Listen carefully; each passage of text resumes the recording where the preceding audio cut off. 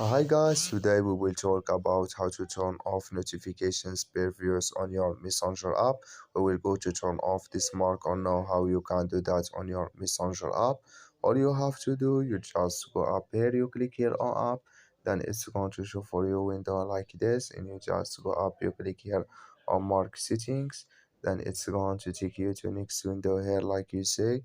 Then you just go down and you click here on notification sounds and you come to next window here and you come here to notifications previews. You click here on this color or this mark, and like you see color it's gone, that's main notifications previews, it's turned off now. So that's all you have to do to turn off this notifications previews on your Messenger app. I wish now you are get it. That's all. Thank you for your watching. Don't forget to support us by like and subscribe.